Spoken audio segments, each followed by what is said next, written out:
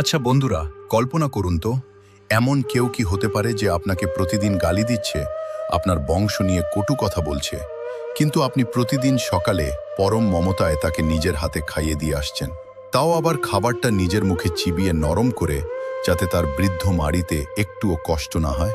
সবচেয়ে অবাক করা বিষয় হলো, সেই অন্ধ ব্যক্তিটি জানতও না যে তাকে কে খাওয়াচ্ছে। আর যেদিন সে জানতে পারল তাকে কে খাওয়াতো, সেদিন মদিনার আকাশ বাতাস তার কান্নায় ভারী হয়ে গিয়েছিল। কেন সেই অন্ধ বৃদ্ধ ইহুদি চিৎকার করে কেঁদে উঠেছিল? আর কেনই বা ইসলামের প্রথম খলিফা আবু বকর রাদিয়াল্লাহু আনহু তার সামনে দাঁড়িয়ে চোখের পানি ধরে রাখতে পারেননি? বন্ধুরা, অন্তর কাঁপানো মতনই হাদিস, পুরোটা শুনুন। মদিনার বাজারের এক কোণে এক অন্ধ বৃদ্ধ ইহুদি ভিক্ষুক বসে থাকতেন। প্রতিদিন তিনি যাকে দেখতেন তাকেই চিৎকার করে বলতেন, ওহে ভাইয়েরা, মুহাম্মদের কাছে যেও না, সে পাগল, মিথ্যাবাদী, জাদুকর, তার কাছে গেলে তোমরাও বিভ্রান্ত হয়ে যাবে। এই গালিগালাজের কথা রাসূলুল্লাহ সাল্লাল্লাহু আলাইহি ওয়াসাল্লামের কানেও পৌঁছেছিল, কিন্তু তিনি কখনো রাগ করেননি।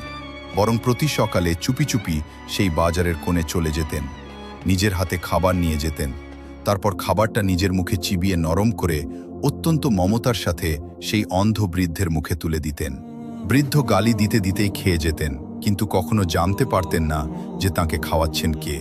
এভাবেই চলতে থাকলো দিনের পর দিন, বছরের পর বছর, যতদিন না রাসূলুল্লাহ সাল্লাল্লাহু আলাইহি ওয়াসাল্লাম ইন্তেকাল করলেন। রাসূল সাল্লাল্লাহু আলাইহি ওয়াসাল্লামের ওফাতের পর একদিন হযরত আবু বকর সিদ্দিক রাদিয়াল্লাহু আনহু তার কন্যা আয়েশা রাদিয়াল্লাহু আনহার কাছে গেলেন।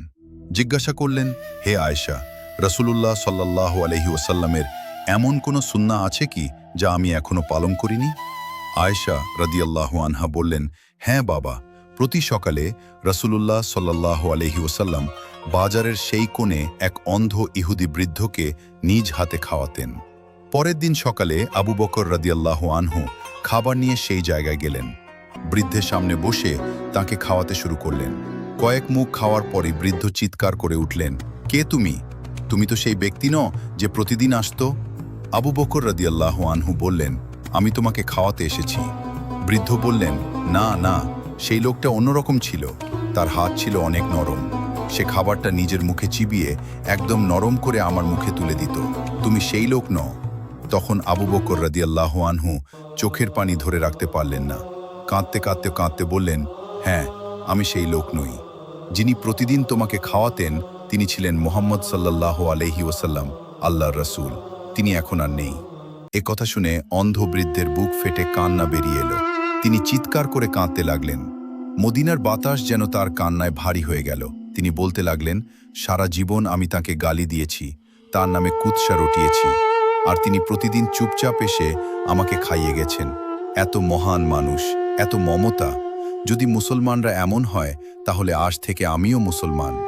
এই গল্পটা আমাদের শেখায় রাসূলুল্লাহ সাল্লাল্লাহু আলাইহি ওয়াসাল্লামের মমতা কত গভীর ছিল। শত্রুকেও তিনি মানুষ হিসেবে দেখেছেন। ক্ষমা আর দয়ার এই শিক্ষা আজও আমাদের হৃদয়ে নাড়া দেয়। আপনারা কি মনে করেন, এমন মমতা কি আজকের দুনিয়ায় সম্ভব? কমেন্টে জানান। জাযাকাল্লাহু খাইরান। আল্লাহ আমাদের সবাইকে এই মমতার ছায়া রাখুন। যিনি তলোয়ার নিয়ে বেরিয়েছিলেন রাসূল সাল্লাল্লাহু আলাইহি ওয়াসাল্লামের মস্তক মোবারক নিতে, তিনি কি করে হলেন ইসলামের দ্বিতীয় খলিফা? শয়তান যাকে দেখলে রাস্তা বদলে ফেলত, সেই উমর রাদিয়াল্লাহু আনহুর ঈমান আনার অবিশ্বাস্য মুহূর্তটি আসছে পরবর্তী ভিডিওতে। সাথে থাকতে সাবস্ক্রাইব করুন।